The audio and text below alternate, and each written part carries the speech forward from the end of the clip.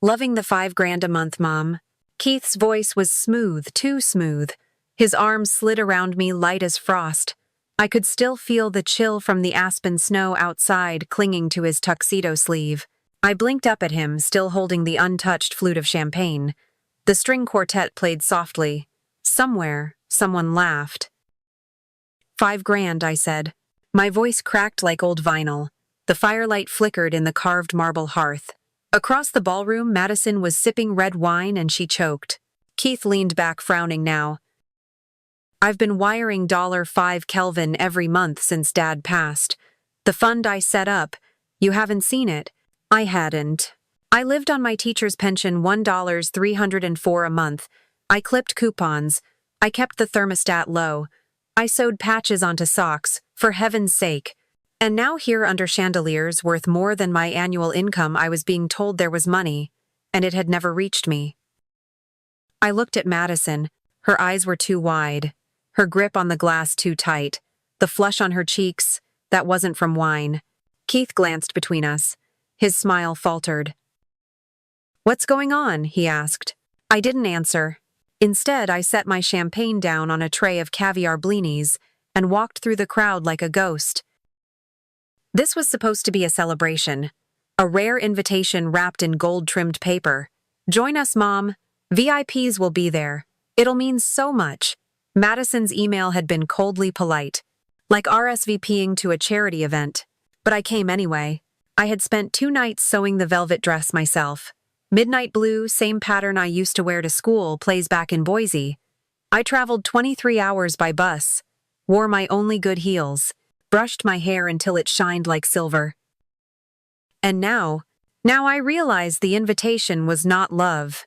It was obligation, a showpiece mother, to complete the aesthetic. I stood at the balcony door. Snow swept across the mountain ridge. My reflection stared back in the glass, old, tired, proud, and humiliated. I closed my eyes. Daniel, my husband, had died 3 years ago. ALS took him slow first, his voice, then his hands, then everything. Before he went, he said, "You deserve peace by the lake, Helen. Don't let the world steal your quiet." He had set things in order. At least I thought he had. A support fund, he called it, for later in case the pension's not enough. And Keith had followed through, but the money never reached me. Somewhere in the bowels of legal paperwork and trust accounts I had been erased. Or rather redirected, by Madison. I felt it in my bones. Her father's law firm, the P.O. box she'd once mentioned laughing over rosé. "It's where we hide Christmas receipts from the kids," she had said. Action number. It was where she hid the truth. "Mom." Keith stood behind me now, confused, maybe guilty. "But not enough." "You sent the checks?" I asked. Voice even. Steady. "Every month. Through the trust. Ask Madison. She set up the mail redirection so you wouldn't have to worry." "Worry?" I laughed. Soft, bitter. Madison was coming now. Face pale, wine forgotten. "Let's talk privately," she hissed. "Number." The word was colder than the snow. Around us, the music dipped into something festive. Strings danced. People clapped. But the 3 of us stood frozen in a bubble of betrayal. I pulled off the gloves I wore. Cheap velvet, threadbare between the fingers. I held them. Like evidence. Like all the years I had counted pennies while someone else sipped Bordeaux on my name. Keith tried again. Maybe it was a mistake. Maybe. "Number." I turned. Walked out into the snow. Each step crackled. I passed the fire pit, past the valet, didn't look back. My room was small, the cheapest at the guest house 3 miles downhill. I peeled off the velvet, folded it, Saturday at the desk with the pine tree carving. And I started writing. Not to Madison, not even to Keith. I wrote to my lawyer. And I wrote to myself, because I didn't need their money. I needed the truth. And the truth, it was worth far more than $5,000 a month. Would you forgive if your own child let someone else steal your name for years? Comment 1 for forgive quietly. Comment 2 for expose and reclaim. The day after Daniel's funeral, I packed everything that still felt like him and drove north. 3 hours from Boise, the cabin waited, quiet, worn, and mine. Snow hadn't fallen yet, but the air was sharp. Pine needles covered the steps. A forgotten rake leaned against the porch like it too was grieving. Inside, the wood stove still worked. I lit kindling, fingers trembling. The smoke curled slow and familiar. Cedar and ash. The same scent that once clung to his flannel shirts. His favorite chair faced the lake. I didn't sit in it. Not that first night. Instead, I laid out one of his old scarves, plaid thinning, and curled up on the couch. The wind whispered through gaps in the window frame. The silence was deep, not empty, but waiting. That night I slept like someone pressed between pages. Still quiet, nearly forgotten. By morning, I had unpacked one box. Books. Mostly poetry. Robert Frost, Emily Dickinson, and Daniel's letters rubber-banded together, yellowed at the corners. Some envelopes were unopened, others folded, read 100 times. I held one to my face. It smelled faintly of aftershave and ink. I didn't cry then. He just stopped moving. In one of them, dated just weeks before the diagnosis, he had written, "You've spent a life giving to students, to Keith, to me. Someday, when it's just you and the trees, I want you to rest. That's why I've started the fund. So you won't have to fight for comfort. Promise me you'll use it." I hadn't thought about that letter in years. I hadn't even remembered it until Keith said those words at the party. "Loving the dollar, 5 Kelvin a month, Mom." I reached for the letter again, reread it slowly. My eyes burned, but the tears stayed back like clouds that hadn't decided if they'd fall. I had never seen a cent. Never thought to ask. That was the part that stung most, not just the betrayal, but my silence in it. I had trusted and forgot to verify. The years after Daniel passed blurred. Keith was busy.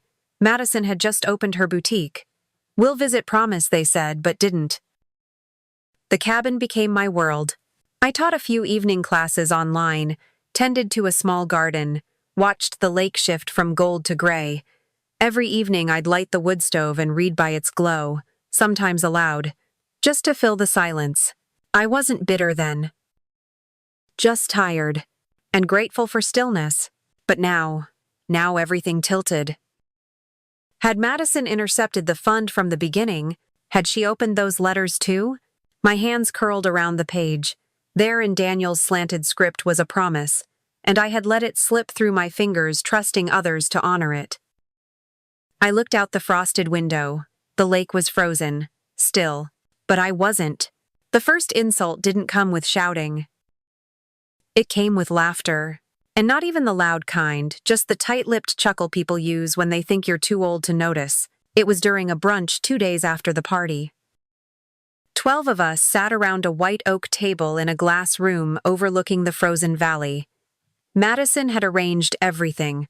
Rosemary bread, blood orange mimosas, linen napkins folded like origami. I took my seat near the end beside the caterer's assistant. Not where honored guests sat, but close enough to see everything.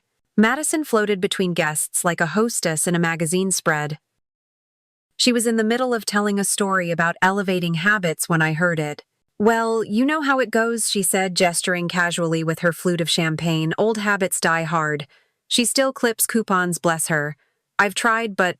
Laughter. Polite. Controlled. Then more clinking glasses. I didn't move. Didn't even blink. But my fingers resting on the napkin in my lap curled inward until the fabric wrinkled. I kept my eyes on the marmalade jar. The light caught the edge of the glass. It shimmered gold, almost beautiful. I stared at it like it might swallow the sound of Madison's voice. "She even hand washes plastic bags," she added lightly. "We love her, but it's like living with the Depression era sometimes." My throat closed. I hadn't said a word all morning, and I certainly hadn't expected to become the punchline over scones. The man across from me, an architect from Boulder, shifted awkwardly. He met my gaze for a brief second, then looked away. The silence that followed was brief. Too brief. Someone changed the subject to ski conditions. Madison laughed again, this time louder, as if the moment had never happened. But it had. Inside me, something cracked. Not from anger, from shame. Why shame, I don't know. Maybe because I had let it go on so long. Let myself be rewritten one small cut at a time. I pushed the food on my plate, took a sip of tea. Earl Grey lukewarm, too much sugar. Madison hadn't offered cream. She knew I took it with cream. But of course, small things like that didn't matter when you were family. Just not the kind that mattered. Her voice, her tone, even the smile, none of it was new. Only now did I hear the weight behind it. Madison hadn't just taken money. She had taken permission to see me as less. Less élégant, less moderne, less useful. I thought about all the times she smiled sweetly while correcting me. How she bought me coats 2 sizes too big so you'll be comfortable. How she once threw out my cornbread stuffing saying it's just too dense for our table. Dense. Like I was the past they were trying to bury in satin and silence. I placed my fork down gently, folded my napkin. And I smiled. A small one, barely there. But in my chest a new thought began to grow. If she could belittle me so easily in public, what had she done behind closed doors? It wasn't the first time Madison had said things like that. Only the first time I'd listened with both ears open. I began remembering. Little moments I'd brushed aside, laughed off, minimized even. There was the Thanksgiving when I brought my cranberry relish, my mother's recipe, tart and simple. She took one bite, then whispered to Keith, "It's a little rustic, don't you think?" The dish was never placed on the table. It sat on the counter until someone quietly tossed it. There was the baby shower she hosted where she asked me to sit in the quiet room. Said I'd be more comfortable away from the crowd. That room didn't have windows, just folding chairs and a dusty lamp. I smiled anyway. And then there were the edits. She'd rearrange my bookshelf when she visited the cabin, tuck away old framed photos, move the rocking chair from the hearth to the corner.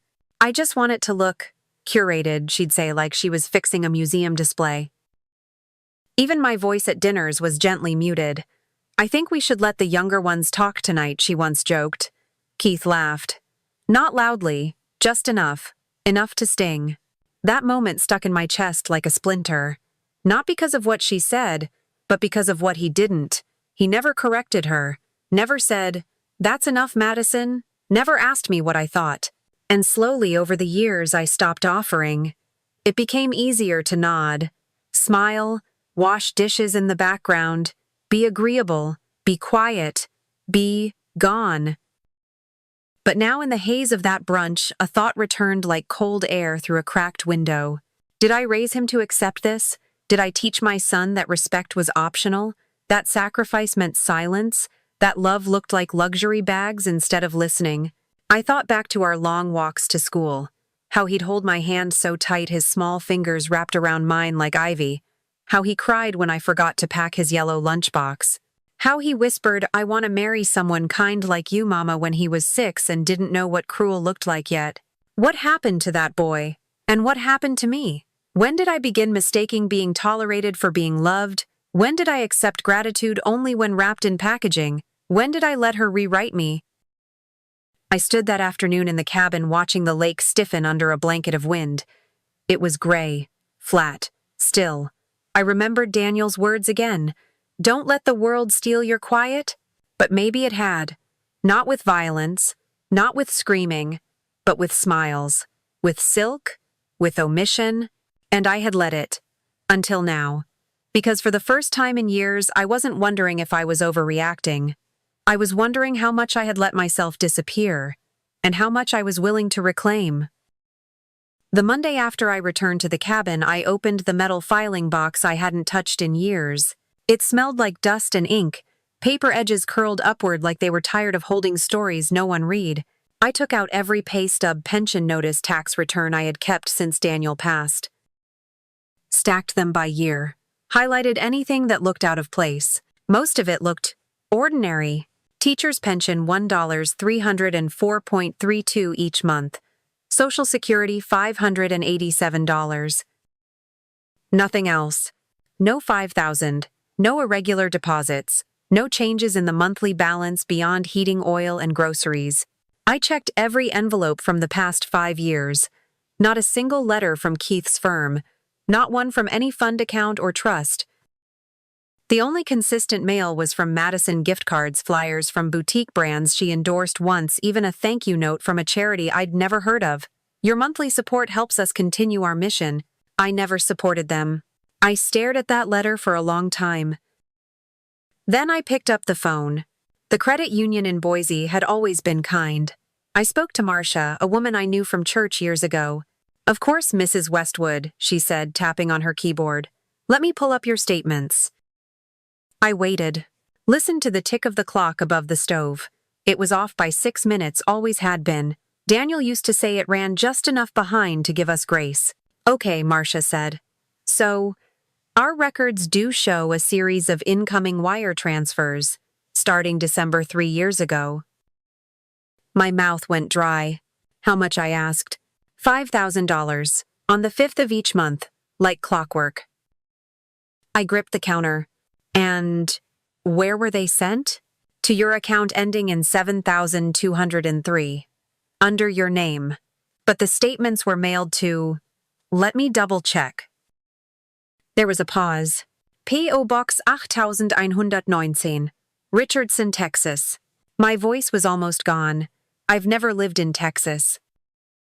I see, she said slowly. The address was added when the trust was established. We were told it was for your privacy. My privacy. Madison's voice echoed in my head. We just try to simplify things for you, Helen. Simplify. She hadn't simplified anything. She had siphoned it. Filtered the money like she filtered my voice. And I had let her. Can I request a full transaction history, I asked? Yes. We'll need a notarized ID form, but I can prepare the summary now and email it to you. Thank you, Marcia. Really? We ended the call. I stood there, hand still holding the receiver, breath caught between silence and rage. The kettle hissed. I hadn't turned it on. I took out a folder, labeled it with a post-it note, truth. Then I started printing. Bank records. Email confirmations. My pension stubs. Each piece slid into the folder with a soft whisper like pages returning home after being lost too long. I paused when I reached for Daniel's letter again. His handwriting, slanted, calm, asterisk. You deserve peace by the lake, asterisk. My hands shook. Because peace built on lies wasn't peace at all. The next morning I called the number listed on the fund statement Marcia had emailed. It wasn't a bank. It was a private fiduciary service based out of Dallas. A young woman answered. Good morning, thank you for calling Langford, Cole and Brightwell. How may I direct your call? The last name Cole hit like a nail through old wood. Madison's maiden name. I cleared my throat. Yes, I'm trying to verify the origin and management of a trust listed under my name, Helen Westwood. Established December 2021. One moment, please. She placed me on hold. Classical music filtered through Bach if I had to guess. Cold and too clean. I stared at the crack in the cabin ceiling. It had always looked like a crooked smile. Now it looked like a warning. Mrs. Westwood, the woman returned. Yes. I've located the file. The trust was initiated by Keith Westwood, authorized through a legal proxy listed as Madison Cole Westwood. The trust administrator of record is a Mr. Charles D. Cole. Cole again. My hand tightened around the phone. Relation to Madison. I'm not at liberty to confirm family relationships, she said, practiced and polite. Of course she wasn't. I was quiet. Then can I speak with Mr. Cole directly? He's in a client meeting. Would you like to leave a message? Number. I didn't want to leave a message. I wanted answers. But I swallowed the heat in my throat and said, yes. Please have him return my call. It's urgent. She took down my number, confirmed the spelling of my name, and hung up. I sat very still. My tea had gone cold again. Outside frost laced the window edges like spider silk. Inside the silence had grown teeth. I pulled the folder back out, labeled Truth, and slid a new page inside. Langford, Cole and Brightwell. Trust registered the 5th of December 2021. Administrator Charles D. Cole. Mailing address P.O. Box 8119, Richardson, TX. My name. Their mailbox. Their lawyer. My silence. It all lined up now like a puzzle I hadn't known I was solving. For 3 years they had used my name, used my late husband's trust, redirected money that was meant for me, all behind the velvet curtain of simplifying things. No one had ever asked for my permission. They had just taken it. I turned on the printer again. It groaned, shuddered, then blinked awake. The sound felt louder than it should have, or maybe the house had just gone that quiet. I printed the fiduciary report, punched holes, filed it. Each sheet made a soft click as it slid into the binder. I paused with the last page in my hands. On the bottom corner, embossed in small silver type, Langford Cole and Brightwell, family-centered counsel with generational trust. I stared at those words, then underlined them in red pen. Noted, is this how they keep wealth in the family? I stared at my name on the header. Bold, centered, claimed. Then I wrote one question in the margins. Did she use her family firm to move my name? Comment, 1 asterisk. It's forgivable if the money stayed in the family. Asterisk. Comment, 2 asterisk. She hijacked her mother-in-law's identity. This is theft. Asterisk. That afternoon I made myself a sandwich, if you could call it that. 2 slices of day-old bread, no butter, just a thin smear of mustard, and the last 2 tomato slices from a container I'd been nursing all week. I sat at the counter, not at the table. The table felt too large, too ceremonial. The wood stove was on, but the air still bit at my feet. I wrapped a shawl around my shoulders and chewed slowly, deliberately, like tasting silence. The cabin creaked now and then, not from the wind, but from age. Like it was reminding me we'd both held stories we never told anyone. I looked over at the folder, truth still open on the desk. 10 pages now, all official, all legal, all screaming a single truth. I was never consulted. Not once. No one called to ask if I wanted help. No one explained the proxy form Madison signed. No one sent a letter or email or even a voicemail.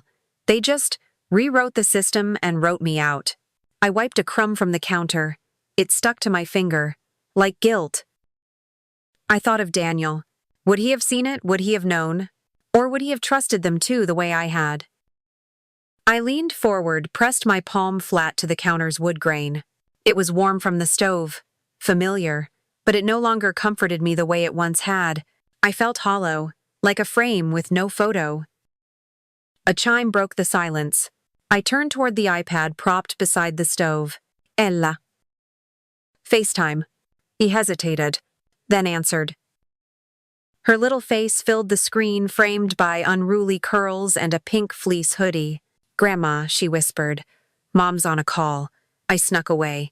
I smiled before I meant to. Hi, sweetheart. She leaned closer. You look cold.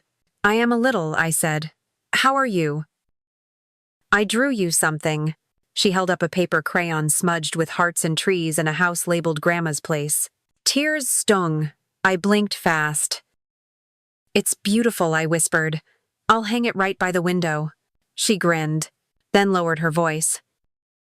Mom said you don't like presents, that you're too proud. I paused. I like presents when they come from people who listen. She tilted her head. Like me. I nodded. Exactly like you. She pressed a finger to her lips. Secret. Secret. Then she heard footsteps and mouthed, Gotta go before the screen went dark. Just like that. Gone? I stared at the reflection on the black screen. My eyes looked tired. Not old tired. Like I'd walked too long in someone else's shadow. I set the iPad down and rose slowly. Opened the drawer near the sink. Took out the yellowing paperwork I had signed years ago without reading. Forms Keith brought with him marked for your convenience. Madison's handwriting in the margins.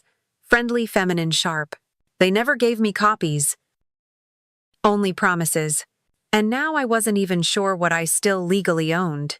The cabin was in my name. For now. But everything else. My son's voice echoed in my head again.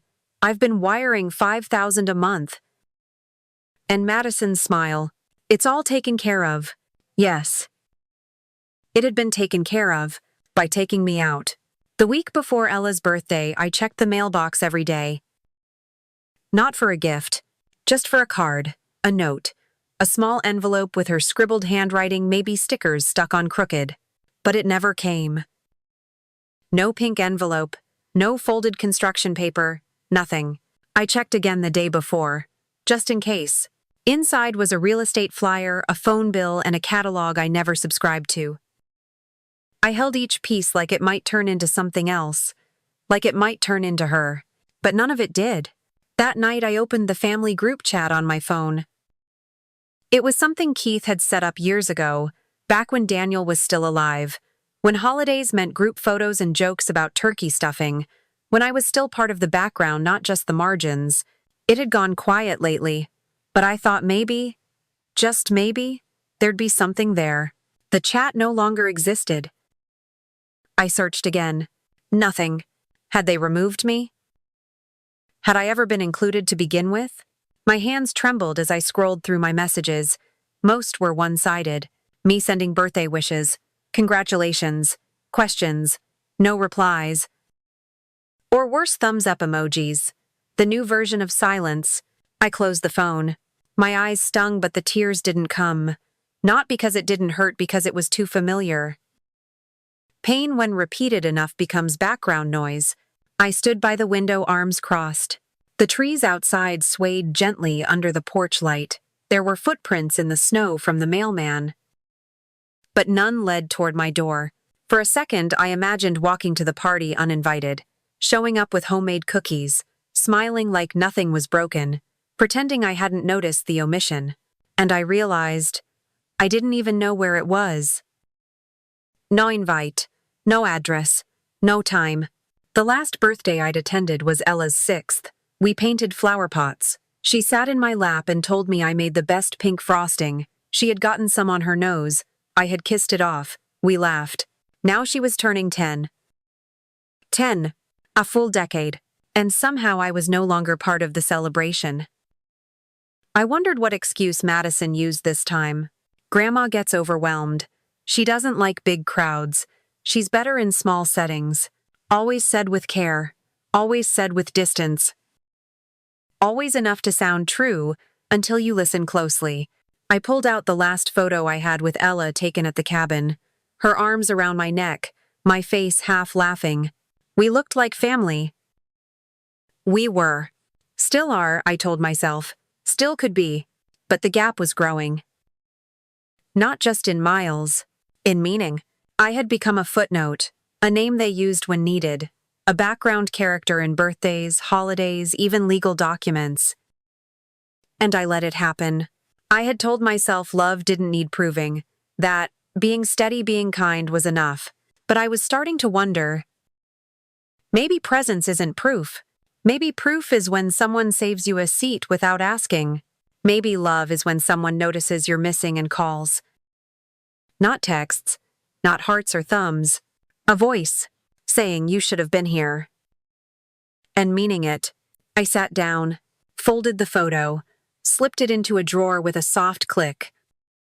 Then whispered barely above silence, "Does love still count when it's only convenient?" The brunch was held in a converted gallery near downtown Aspen. Tall windows, pale light, white walls hung with minimalist canvases and floral arrangements that looked too symmetrical to be real. Everything smelled faintly of eucalyptus and lemon oil. It was the kind of scent you paid for, curated, subtle, forgettable. I wore my navy coat. The one I'd mended myself twice after the zipper caught last year. Madison had insisted I attend. "Ella will want to see you," she said in a group text. No direct message, just my name tagged between a wine emoji and RSVP deadline. I arrived on time. Of course I did. A waiter took my coat. The silk lining slipped from my shoulders like a second skin. The room buzzed. Tables in neat rows, champagne glasses already half full, people laughing like they knew the right version of each other. Ella waved from across the room. I smiled, lifted 2 fingers in a wave. She was surrounded by girls in matching dresses, little queens in a court that no longer included me. Then Madison appeared. Flowing cream blazer, hair coiled high, Her heels clicked like punctuation. "Thank you for coming," she said, brushing air against my cheek. "Please take the table near the back. It's quieter." Quieter. It was next to the restroom hallway. I sat. They brought me herbal tea. No one asked what I liked. No one even glanced in my direction again. Madison walked to the center of the room, tapped her glass. "Everyone, thank you for celebrating with us today. Ella is turning 10 double digits, and we're so grateful for family and friends who support her." There were claps. I joined in. Softly, my palms barely touched. She turned her eyes toward me briefly. A flick. A flicker. Then gone. Of course, some people don't always make things easy. A pause. Laughter rippled faintly like someone testing a joke's boundaries. But we smile, we keep going. Because sometimes, people just want attention. The room hushed. "She's not someone to take seriously," Madison added, her voice light. "God love her, but you know." She sipped her drink. Someone near her chuckled awkwardly. Another murmured, "Well." My chest tightened. The words landed like frost on window panes, sharp silence spreading. "She just wants attention." As if I were a child. As if grief silence being forgotten could be reduced to drama. I sat still. My hands folded in my lap, fingertips pressed together to keep from shaking. I didn't speak. Didn't move right away. But I reached into my coat pocket. Fingers brushed the envelope I had placed there that morning. Off-white, thick paper, my name embossed in the corner. I stood slowly, walked toward the table where Madison sat with her curated audience. No one stopped me. No one greeted me. I reached the edge of the table and laid the envelope down just beside her mimosa. She looked up, eyes wide. Her fingers clutched her napkin too tightly. "Excuse me, Helen, this isn't really—" I didn't answer. I simply placed my hand gently over the envelope, held it there for a beat, then slid it toward her. The edge caught sunlight. It shimmered. She didn't touch it. Her smile flickered. Guests shifted in their seats. A man near the window glanced at the envelope, then at me. His eyes narrowed, not cruelly, curiously. A woman whispered something behind her napkin. Her gaze lingered too long on Madison's face. The air thinned. Everything looked brighter than it was. Too sharp, too exposed. And I turned, walked back to my seat. Not fast, not slow, just steady. The kind of walk you take when something is done inside you. When a story shifts shape, when you stop asking to be heard and start preparing to be seen. Madison didn't touch the envelope right away. She left it there beside her mimosa like it might dissolve on its own. The table resumed talking nervously at first. Polite murmurs, eyes darting anywhere but toward me. She laughed too brightly at something no one found funny. Shifted the envelope under her phone. A paper shield between herself and the room. But a hand reached for it. Not Mina. Not Madison's. A woman 2 seats down, mid-50s, pearls, crisp navy suit, leaned forward. She tapped Madison's hand lightly. "Mind if I take a look? I heard the name Helen Westwood. That used to be my son's English teacher in Boise." Madison hesitated. "It's private, just some old family stuff." The woman smiled politely. And yet it was delivered at brunch. She lifted the envelope before Madison could protest. Opened it, slowly, deliberately. 3 folded pages slid out. Cream white, black ink, 2 typed, 1 handwritten. She read in silence. Across the table, another woman leaned in. Then a man behind them. And the room shifted. Not loud, not dramatic, but quiet in a way that meant focus. The way people look at fire before it spreads. Page 1, bank transaction summary. 10 entries. Identical amounts. $5,000. Sent from Keith Westwood's trust to an account labeled H. Westwood but delivered to a Texas P.O. box. Page 2, statement of authority. Madison's name signed under proxy guardian in blue ink. Next to a scanned signature labeled Helen Westwood. It wasn't my signature. It was close. Convincing, perhaps. But not mine. Page 3. A handwritten note. From Daniel. The real Daniel. Dated 4 months before his death. You could see the tremble in his strokes. But the words were clear. Please ensure Helen receives full access to this fund. It is hers alone. Do not allow it to be managed by anyone but her." The woman with the pearls looked up. Her eyes met mine. She didn't smile, didn't frown, just nodded, slowly, then passed the papers to her left. And so it went. Hand to hand, whisper to whisper, glass to glass no longer raised. Madison sat frozen. Her voice, usually smooth and curated, caught in her throat. "I think this has all been misunderstood." No one replied. Even Ella, seated quietly beside a stack of presents, stared with wide, unblinking eyes. Keith was not present. Of course he wasn't. He rarely was, unless cameras were. The music kept playing, soft jazz humming in the background, but no one moved with it. No one lifted a glass. The party was still happening technically, but the celebration had stopped. I stood. Not to speak. Not to accuse. Just to leave. My coat waited near the door. I put it on slowly. Each button a breath. Each thread a line drawn. I felt the eyes on my back, but they didn't weigh me down. They held me up, and as I reached the door, the woman in pearls spoke again. "Some stories need silence," she said, loud enough for the room, "but others, they need a witness." I paused, not to thank her, not to confirm anything, but to let that sentence settle like snow across the tablecloths. Then I stepped outside. The air was crisp, dry, the kind that clears you out, makes you remember how to breathe. It smelled like pine needles and new beginnings. And for the first time in a long while, I did. Have you ever been erased quietly while everyone else applauded? Have you stayed silent when you should have asked questions? Share your moment.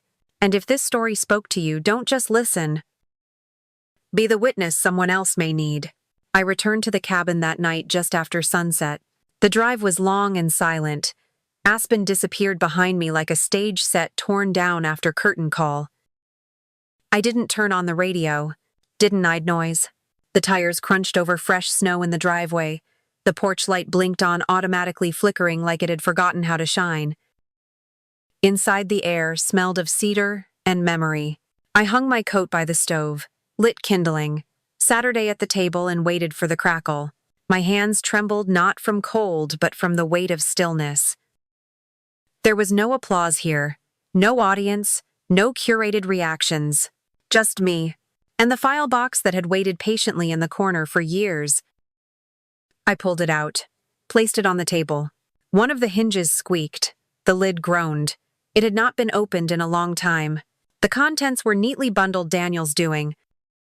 He had labeled everything: taxes, medical, letters, and at the bottom a thin manila folder marked cabin purchase, $1,996. I lifted it out with both hands. Inside, the deed, a copy of the sales agreement, several pages of zoning maps from decades ago, and one sheet folded in half-lined paper, yellowing at the edges. Daniel's handwriting, slanted, dense, familiar. He had written, "If the county ever gets serious about Lake South Ridge, this place will triple in value. Maybe more. Keep this filed in case I'm not around." He blinked. Lake South Ridge. The name rang like a bell I hadn't heard in years. It was the kind of memory that doesn't knock first, just walks in. I stood, walked to the bookshelf, pulled out an old envelope I hadn't touched since Daniel's diagnosis. Inside, 2 newspaper clippings, one dated 2022, one 2018. Both mentioned a proposed development by Payette Lake's southern shoreline. Rejected, delayed, fought over in council meetings, but never gone, never buried. I returned to the table and spread the clippings beside Daniel's note. My fingers traced the outline of the lake on the zoning map. The cabin sat near its eastern bend, technically outside the old boundary, but just barely, and if they extended the perimeter just 2 miles, the cabin would fall inside the zone, right inside. My heart thudded once, then paused, then resumed slower, heavier. I had never thought of the land as an asset. It was home, grief's hiding place, retirement's reward. But now it might also be something else. Proof. Leverage. Not just against Madison, but against the version of myself that believed I had nothing left to offer. I picked up Daniel's note again. The ink had faded slightly at the edges, but the intention was intact. This place will triple in value. Keep this filed in case I'm not around. He had written it like he knew I would doubt myself someday. And like he knew someone else might try to doubt me too. I wasn't sure what to feel. Anger, gratitude, grief all over again. Maybe all three. But I didn't flinch from any of them. I placed the paper flat inside a fresh folder. Labeled it Land Valuation. My handwriting shook on the label, but I didn't. I sat back, let the stove warm my legs, listened to the pop of the wood and the hum of something deeper like a turning point quietly arriving, and stared at the fire until my breath matched its rhythm. There in the flicker and hush I whispered, "You were always planning something, weren't you, Daniel?" And the cabin, silent as it was, didn't disagree. The next morning I called the number written in pencil on a real estate flyer Daniel had tucked into a folder years ago. Ed Clarkson, the man answered. Voice low, slow, the kind of tone that didn't rush unless the ground itself moved. I introduced myself, explained I had some documents, asked if he still did property appraisals. He said yes. He could come that afternoon. When I hung up, I didn't make tea, didn't turn on music. I just opened the curtains wide and let the light in, watched the frost melt into droplets on the edge of the windowsill. Then I swept the floors, polished the kitchen counter, wiped dust from the bookshelf, though I left the file box open on the table. While I waited, I sat near the fireplace. The sun moved slowly across the floorboards Daniel had laid himself. He'd spent 2 weeks sanding, sealing, hammering them down. Said no contractor would care the way he would. I remember the way he knelt on a pillow, his knees cracking each time he stood, the soft curse under his breath when a board bent, the pride in his eyes when the grain aligned. The cabin had been a gift to himself, retirement security, a place to disappear into silence and trees. And yet even in his quietest moments, Daniel thought of me. He chose wood that wouldn't warp, left instructions for backup heating, filed copies of every permit like he knew someday I'd have to prove it was mine. He built permanence, so I wouldn't have to beg for it later. A knock interrupted my thoughts. I opened the door to a tall man in a quilted vest, clipboard under one arm, face lined like tree bark. Mrs. Westwood. Yes, I said. Come in. The kitchen's warm. He nodded, stepped inside, stomped snow from his boots like it was a ritual. He walked slowly through the cabin, measured distances, checked the baseboards, peered out every window like he was reading the landscape. I made no small talk. Neither did he. When he sat at the table, he took out a folded map from his bag, unrolled it across the surface with care. This here, he said, tapping with a pen, is the updated zoning overlay for the Lake South Ridge expansion. I leaned in. He drew a rough circle with his finger. This parcel yours is now considered strategic frontage. They haven't announced it publicly yet, but the district council filed an early acquisition notice 2 weeks ago. He blinked. Strategic frontage. He nodded. It means someone's going to want this land, and they're going to want it soon. I looked down at Daniel's map, at the aging lines and notes in his hand, then back at the new map, crisp, printed, clinical. Same land, same trees, but suddenly entirely different. Ed Clarkson folded his map, sipped the coffee I hadn't realized I'd made for him. I'd hold on to this place tight, he said, looking around. It's not just valuable, it's rare. I watched the firelight flicker against his thermos. Rare. I thought of all the times I'd been told I was too much, too quiet, too traditional, too inconvenient. Now this land, my land, was no longer invisible. Neither was I. And for the first time in years, I felt something shift deep inside my ribs. Not anger, not even relief. Something steadier. Like ground hardening after thaw. Like the beginning of weight returning to your name. I didn't sleep that night. The cabin was warm, but sleep never came. I lay in bed with my eyes wide, watching the shadows from the wood stove dance on the ceiling. By midnight, I gave up trying. I wrapped a blanket around my shoulders, padded to the kitchen, and turned on the small lamp by the sink. The papers were still on the table: Daniel's handwriting, zoning maps, appraisal notes, his folded letter. They felt alive now, not just paper but pulse. I sat down, ran my finger along the spine of the folder. It hummed beneath my skin. Then I pulled out a fresh sheet of paper and a pen I hadn't used since Christmas. At the top I wrote, "To myself." It looked odd on the page, but right. I stared at the ink and waited for the words to come. Not perfect ones, just true. Dear Helen, you're tired. You have been for years.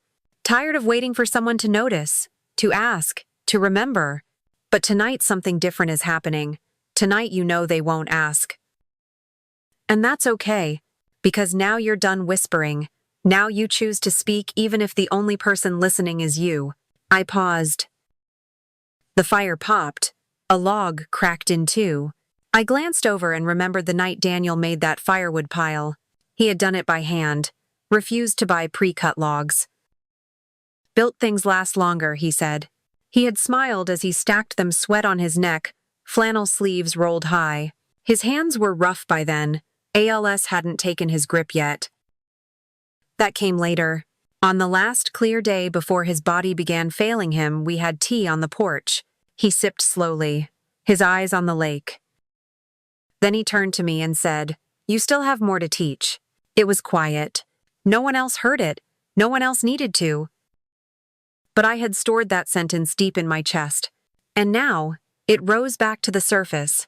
You still have more to teach. Not in a classroom, not in a formal way, but in truth, in proof, in showing people that dignity isn't something others grant you. It's something you don't let them take. I kept writing. The page filled, then 2, then 3. All addressed to myself, not as a mother, not as a widow, not even as a wronged woman, but as a person who had once been powerful and forgot. A woman who had been rewritten quietly until her voice became parentheses, and now chose to step out of them. The cabin had never felt more quiet than it did that night. And yet it wasn't a heavy silence. It was full of Daniel, of purpose, of something new forming from the ashes of what had been allowed to burn too long. When I finished, the sun had begun to rise. The lake outside turned soft blue.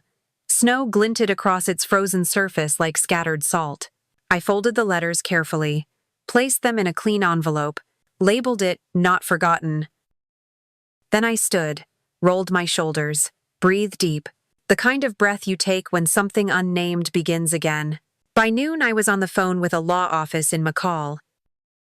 It wasn't fancy, no gold-embossed letterhead or sleek lobby, but I remembered the name from a friend, a woman who'd gone through a messy estate battle and come out the other side whole. Westbrook and Lynn, the receptionist, said, "How can I help?" I cleared my throat. "I need to revoke some financial proxies, and I need someone who won't talk down to me." A pause. "Then let me connect you with Amy Lynn."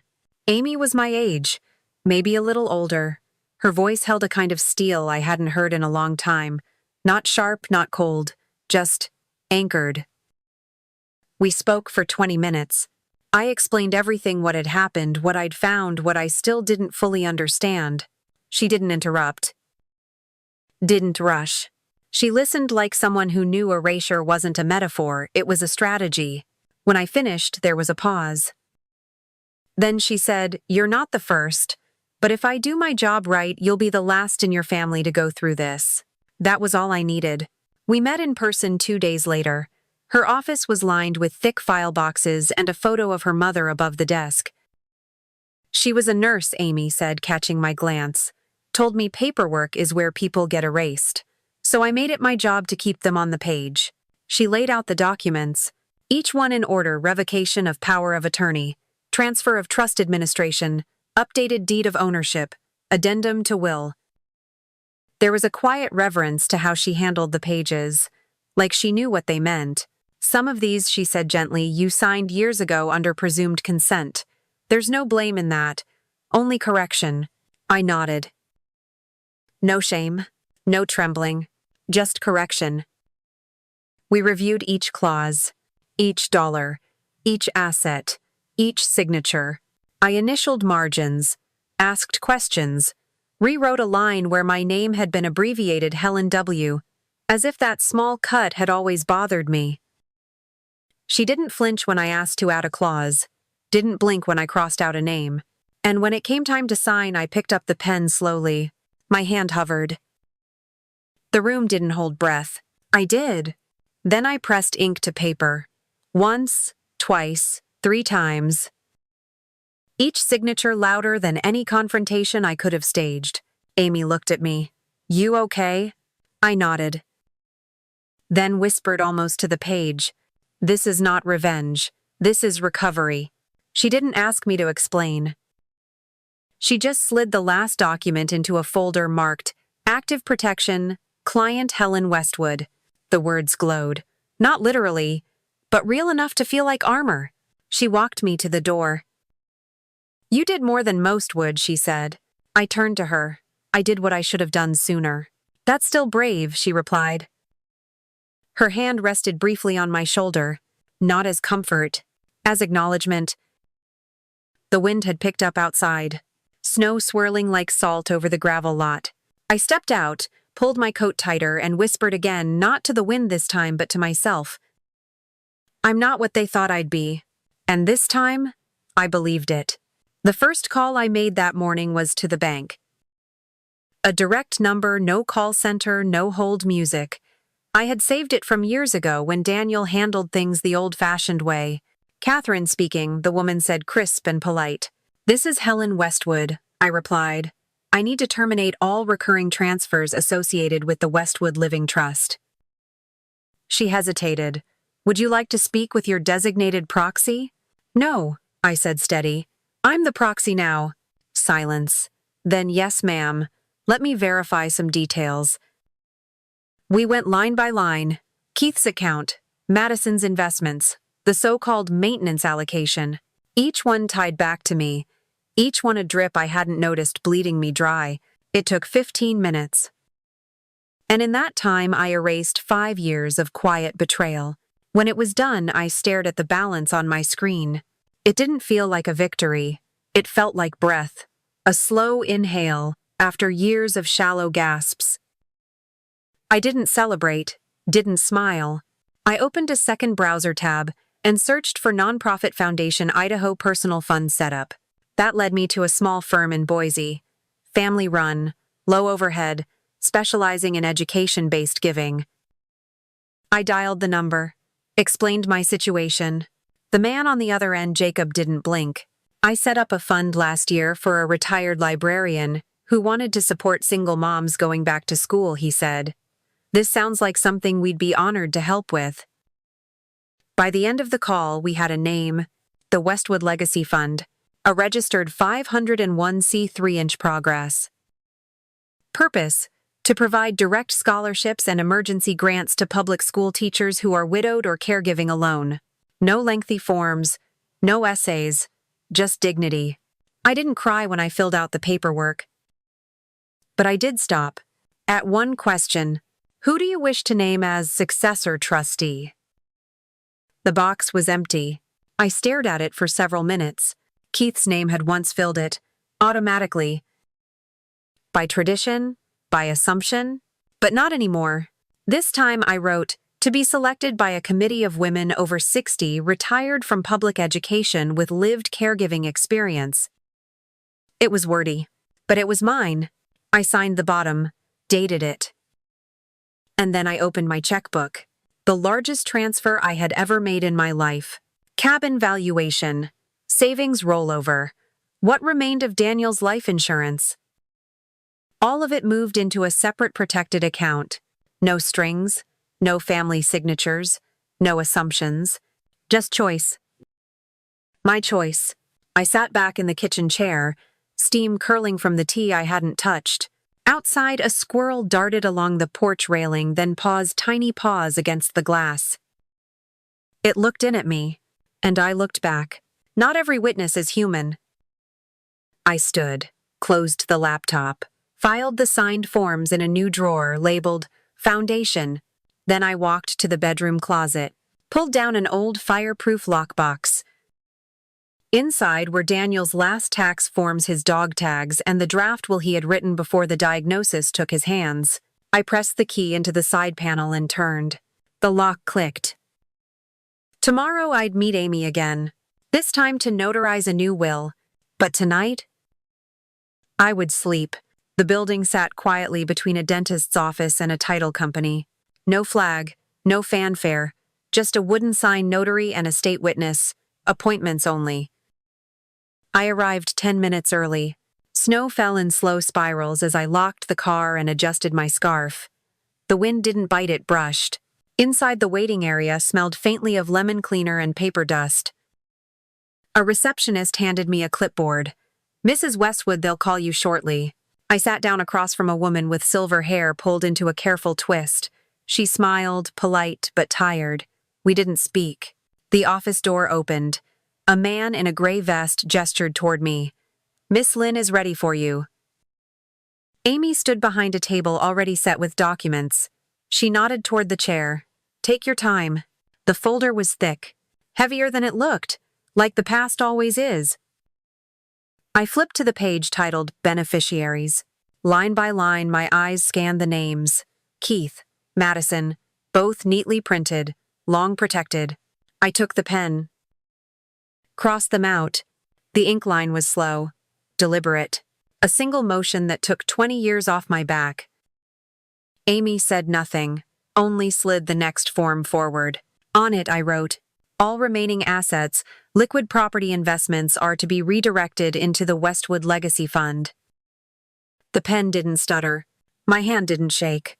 When I finished, I set the pen down gently, like I had just signed a peace treaty with myself. Amy tapped the desk twice. "You'll need 2 witnesses." She opened the side door. 2 women entered, both older. One wore orthopedic shoes and carried a paperback mystery. The other looked like she'd come straight from choir rehearsal. They nodded at me, took their places, and read through their assigned copies. The room was quiet, only the hum of an old radiator, and the occasional scratch of a turning page.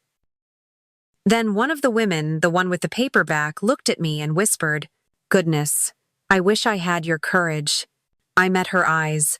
There was no pity in them, only truth, and maybe envy. "You do," I said softly. "You're just waiting for the moment." She smiled then, and signed. When the final stamp hit the last page, something uncurled in my chest. Not triumph, not revenge, just stillness. Amy closed the folder, banded it with a red tie, and handed me a receipt. "Your copy will be mailed. But this is already real." I thanked her, walked back through the reception, past the other woman who now looked up from her lap and gave me the kind of nod women give each other when words are too risky to say aloud. Outside, the snow had picked up. The ground was blanketed in a fresh start. My boots made no sound as I crossed the lot. Steplight. And when I got into the car, I sat still for a long moment, watching flakes melt against the windshield, watching time continue as if nothing had changed. But everything had. Have you ever taken your voice back when no one expected you to? Have you chosen to rewrite what others assumed was final? Have you crossed out a name not from hate but from healing? Then you understand. Tell us. Because somewhere, another woman is watching. And waiting to be brave. The drive home was quiet. Long stretches of pine trees lined the road like silent witnesses. Every few miles, the snow grew deeper, unshoveled, untouched. It felt right. By the time I reached the cabin, the sky had turned that particular Idaho blue so pale it almost hurt. I turned the key, stepped inside, and exhaled. The heat hadn't kicked on yet, but the air was familiar. Wood, paper, dust warmed by memory. I set my bag down, hung my coat, and went to the kitchen. The kettle hissed as I checked my email. It was there. Subject line, "What did you do?" No greeting, no punctuation, just that line. Madison's name in bold beside it. I didn't open it. I didn't need to. She already knew. And for once that was enough. I closed the laptop, poured tea, Saturday at the kitchen table facing the window. Outside, a single deer moved slowly along the tree line. She looked up, blinked once, then vanished. I thought of Madison's voice at the brunch, of the way Keith used to say, "Let me handle it," and never did. Of the years I'd spent telling myself silence was safer. It wasn't. It just made other people louder. The phone rang. This time, a voice I welcomed. "Mrs. Westwood," the woman said. "This is Tanya from Maple Ridge High. We're confirmed for Wednesday. Media room 11 a.m. I smiled. The room I used to grade essays in. The one with the crooked window and the broken heater no one ever fixed. "I'll bring the original deed," I said. "And the check." "We're honored," Tanya replied. Our staff was deeply moved. After we hung up, I stayed in the chair for a long time, letting it settle. The decision, the certainty, the strange peace of no longer needing approval. I walked to the back room and opened a box I hadn't touched since I retired. Inside, lesson plans, poetry binders, a mug that said "Comma Queen." I pulled out a file labeled "Senior Letters." At the end of every school year, I asked my students to write a letter to themselves 5 years into the future. They sealed them. I mailed them 5 years later, even after I'd retired. Some came back, most didn't. But I had kept a copy of one. A girl named Rena had given me permission. She was quiet, wore flannel even in spring, and never raised her hand. Her letter said, "I don't know what I'll become, but I hope someone like you still exists when I get there, because you made me feel like I wasn't a mistake." I folded the letter and placed it in my purse. For Wednesday. Because it wasn't just money I was bringing to that room, it was proof. That presence mattered. The media room looked smaller than I remembered. The window was still crooked. The heater still clicked twice before blowing warm air. Someone had taped a new whiteboard over the old cork one, but the corners peeled. Familiar in all the right ways. I set my bag on the table. Tanya greeted me with a clipboard and a soft hug. "I still remember your Chaucer lecture," she whispered. "It made me stop apologizing for being complicated."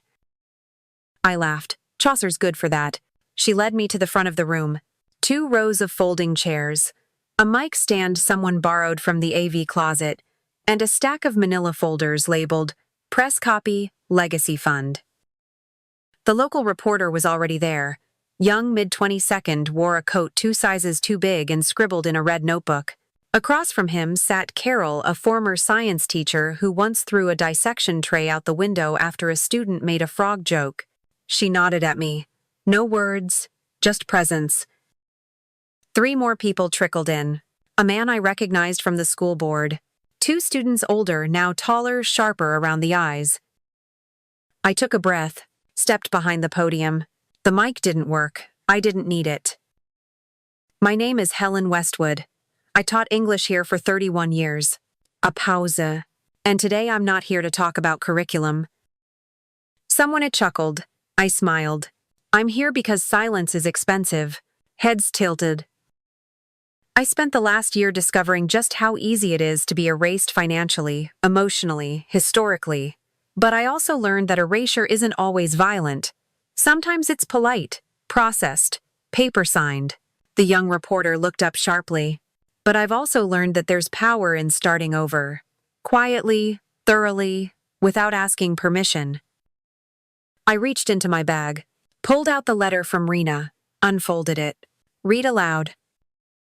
"I don't know what I'll become, but I hope someone like you still exists when I get there, because you made me feel like I wasn't a mistake." Silence followed. Heavy. Not sad, just still. I continued. "I started the Westwood Legacy Fund for women like me, widows, caregivers, teachers who gave everything to everyone and were asked to give a little more." I looked at the board, at the peeling corner, the chipped paint. This school gave me the chance to matter, to shape, to survive. My voice didn't crack. It steadied. And now I want to return that dignity not in theory but in checks, in housing support, in paid time off for grief, in saying clearly, "You are not invisible." Tanya clapped first, then Carol, then the students, the board member, even the young reporter. Not loud, not performative, just honest. I folded Rena's letter, tucked it back into my purse, and knew that even if no headline ran tomorrow, something permanent had been written here, in full ink. The room emptied slowly. Tanya stayed behind to stack chairs. Carol gathered leftover flyers and placed them in her tote. The young reporter slipped out quietly, his notebook still open in one hand. I was folding the tablecloth when I heard it. Aunt Helen. The voice was soft, uncertain, like it hadn't been spoken aloud in a long time. I turned. She stood near the doorway, late 20s, brown curls tucked into a frayed wool cap, hands clasped tightly around a canvas bag. Her coat was too light for the weather. Her eyes, Daniel's eyes, stayed fixed on the floor like she wasn't sure if she was allowed to be here. Rachel, I asked, though I hadn't seen her since she was 10. She nodded. I walked over slowly, not rushing, not filling the space with apologies or explanation. We stood there, face to face, two generations shaped by the same man, the same grief. I read the article, she said. About the fund. I didn't know you were still in Idaho. I smiled. I never really left. She took a breath. I'm a teacher now, 3rd grade. I was married, but... Her voice trailed off. I didn't ask for details. Didn't need to. I reached for her hand, held it, firm but not forceful. I'm glad you came, I said. She looked down at our hands, then back up at me. I almost didn't. I would have waited. Her mouth trembled slightly. I've felt erased, like I was supposed to just keep going, be grateful for scraps. But today when I saw you speaking, I didn't feel invisible. My throat tightened. She wasn't dramatic. She wasn't asking for anything. She was simply there, bearing witness. I pulled a small envelope from my purse, the one labeled First Disbursement. Held it out. Her eyes widened. She didn't take it at first. It's not charity, I said. It's recognition. She nodded slowly. Took the envelope. Held it like it weighed more than it did. Thank you, she whispered. For all of it. We didn't hug. We didn't need to. There was something truer than comfort in that room, something that had waited decades to take shape. She stepped back. I'll see you again. Yes, I said. She lingered a second longer, then turned. I watched her step out into the snow. She didn't hurry. She didn't look back. And yet I felt the weight of that moment settle into my chest like a warm stone. When the door closed behind her, I stood alone again. But not lonely. I turned back toward the table. Not to clean. Not to pack. Just to breathe. And to let what had just happened land. Not like a bomb, but like a seed. The snow had grown thick by the time I got home. I parked just beside the porch ruts in the drive now crusted over. The sky hung low, thick with gray, a quiet kind of weight. Inside the cabin was dark. I didn't flip the lights, let the natural dimness hold me a while. I poured water into the kettle, set it on the stove, unbuttoned my coat slow. Then my phone lit up on the counter. Caller ID Keith. I stared at the name for a full 10 seconds, then answered. No, hello. Just you want to explain this to me.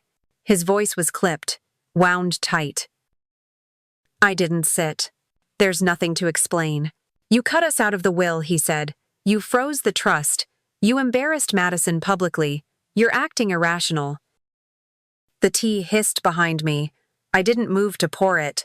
I kept my hand on the counter's edge. I acted, I said. You should have asked sooner. He paused, then snapped. Is this about control, about punishing me for not calling more? Because if so... I closed my eyes, counted 3 heartbeats. This is about trust, I said. The kind you withdrew long before I ever did. Silence. Then you don't get to make this unilateral. I almost laughed. The word unilateral like I hadn't heard it in every school district meeting for 3 decades. Keith, I said, you made it unilateral the day you rerouted funds without my consent. That wasn't me. That was handled. By your wife. In your name. With your silence. He said nothing. For once, just breath. On my end, only calm. Not because I wasn't angry, but because I had already used the anger, burned it, built something new from the ashes. I picked up the kettle, poured the water slowly into my mug. He spoke again, softer. "What do you want from me?" I stirred honey into the tea. "I wanted to be seen," I said.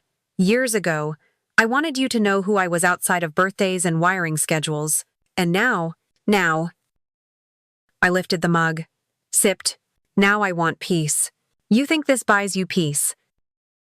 "No," I said, "but it stops buying my silence." Another long pause. Then the line disconnected. He didn't hang up hard. He just vanished, like fog. I didn't call back, didn't save the call, just stood there holding the warm mug in two hands, letting the steam trace the underside of my chin. Then I walked outside, boots crunching on the snow crust, down the short hill behind the cabin where the frozen lake shimmered in muted silver under the overcast sky. I reached the dock. Saturday on the bench Daniel built, pulled a folded paper from my coat pocket. His last letter, not the legal one, the real one written in his hand, not for courts or banks but for me. I opened it slowly. The ink had smudged near the corners, but the first line held steady. Asterisk. If you're reading this, it means you remembered who you are. Asterisk. I unfolded the rest of the letter slowly. Daniel's handwriting had always leaned left. Tight loops, small margins, like he was trying to say more than time allowed. The page was creased where I'd opened and closed it too many times, but the ink still spoke. Asterisk. If you're reading this, it means you remembered who you are. Asterisk. Asterisk. And if you're still sitting by the lake, I hope it's morning. Asterisk. It was almost morning now. The sky had softened into pale lavender above the tree line. The lake shimmered faintly, catching light beneath the ice. I kept reading. Asterisk. I've watched you spend decades making things whole. Kids who couldn't spell their names. Parents who never showed up. Me when I wanted to give up after diagnosis. Asterisk. Asterisk. You held everyone. Asterisk. I looked up for a moment. A crow flew low across the horizon, silent and fast. I went back to the page. Asterisk. But love isn't always holding.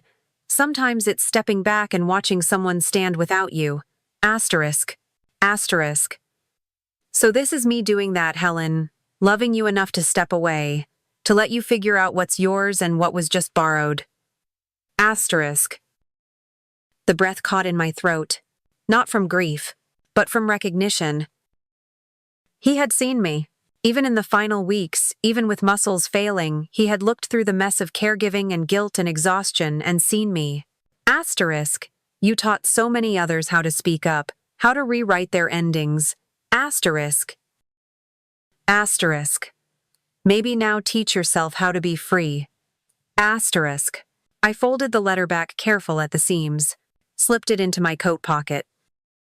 The sky had gone from lavender to rose. I sat a moment longer. The cold beneath me didn't sting anymore. It steadied. Then I stood, walked slowly up the slope toward the cabin, boots pressing new tracks into the powder. Inside the light from the east window warmed the floor. I set the letter on the mantel, then turned toward the wall beside the bookcase. The photo hung there. Me, Keith Madison, Christmas 6 years ago, forced smiles, glittering tree, Daniel's absence like an echo. I stood in front of it, took a breath, lifted both hands, unhooked the frame. It wasn't dramatic. No shattered glass, no ripped faces, just a gentle removal. I set it face down on the desk. Then walked to the hallway closet, opened a small cardboard box labeled Daniel, Keeps. Inside a photo I hadn't seen in years. Just us. By the old car the day we bought the cabin. I was wearing overalls. He had paint on his chin. We looked tired. And free. I replaced the old frame with the new photo. Stood back. The light caught it gently. No fanfare, just presence. And that was enough. The kettle clicked off just as the sky turned gold. Steam curled in thin ribbons as I poured water over the tea bag. Chamomile? Simple. The kind Daniel always said smelled like childhood. I carried the mug to the table, opened the laptop, and waited. A soft hum. Then the screen blinked on. No notifications, no headlines, just the blinking cursor on a blank post. Title: How I Got My Name Back, asterisk. I sipped slowly, then placed both hands on the keyboard. The words didn't rush. They didn't need to. They arrived like breath. For most of my life, I answered to other people's definitions. Mom, Mrs. Westwood, ma'am, or worse, the woman who doesn't need much. I paused. Outside, a jay called once, then quieted. I kept writing. For years, I thought dignity meant disappearing quietly, not complaining, not asking, not taking up space. But silence is not the same as grace, and shrinking is not the same as humility. I looked toward the fireplace. The last log burned steady. Steady was enough. I didn't start this fund because I wanted applause. I started it because I needed to look in the mirror and recognize the woman staring back. The woman who raised a child alone for years while her husband served overseas. The woman who taught grammar with soup cans and poetry with construction paper because the school budget ran dry. The woman who buried that same husband, who watched her son grow distant, who watched herself grow small, but not invisible. Never again. I stopped, breathed, then added one more line. I started the Westwood Legacy Fund to prove that justice doesn't have to shout to be heard. I stared at the screen. The blinking cursor looked almost patient now, like it knew this story had waited long enough. But I didn't hit publish yet. Letting truth rest a moment longer felt right. I leaned back. Looked at the framed photo by the window. Daniel with his paint-streaked shirt arm around me, both of us laughing into the Idaho sun. We hadn't known then what life would take. But maybe we'd known how we'd keep coming back. The room was quiet, the kind of quiet that holds not empties. I closed the laptop, not to avoid. To mark something as done, wrapped both hands around the warm mug again. The steam brushed my chin soft as breath. And let the name Helen settle back into my chest, not as label, not as duty, not as aftermath, as home. I slipped on my coat just as the sun crested over the ridge. The light hit the snow like glitter someone spilled too fast. I grabbed my purse, the folder with the foundation letter, and a wooden plaque I'd ordered weeks ago. Westwood Legacy Fund, in honor of teachers who gave quietly. I stepped outside. Jean was waiting in the driveway, engine running, coffee in hand. She rolled down the window. Well, if you don't look like a woman about to change lives. I smiled. I think I already did. Now I'm just showing up for it. I climbed into the passenger seat. Jean handed me a thermos without asking. I made the strong stuff, she said. You're gonna need it. We pulled out of the driveway, tires crunching over last night's frost. The road curved through stands of pine and snow-flecked birch. The trees looked less like barriers now, more like sentinels. We didn't talk much. The silence between us wasn't awkward. It was generous, like space left open for something sacred to pass through. On the way, I thought about all the women who kept me standing when I didn't know I was falling. My mother, who ironed her only dress to apply for a job that paid in soup. Carol, who once let me cry in the faculty lounge without asking why. And Rena, my student whose letter reminded me that visibility doesn't come from noise. It comes from witness.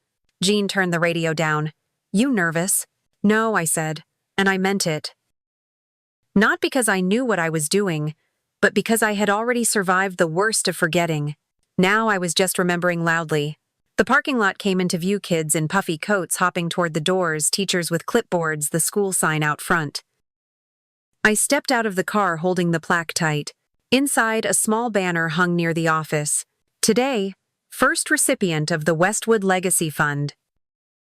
The hallway smelled the same eraser dust. Bulletin board glue a hint of cafeteria cinnamon rolls. I walked past faded class photos. Past the bench where I used to sit with students who needed 5 quiet minutes more than math. The air held a stillness I hadn't felt in years. Outside the gymnasium, Tanya waited. She didn't say a word. She just opened the door. Light poured in. A room full of students and staff. One woman near the front row wiped her glasses. I stepped forward.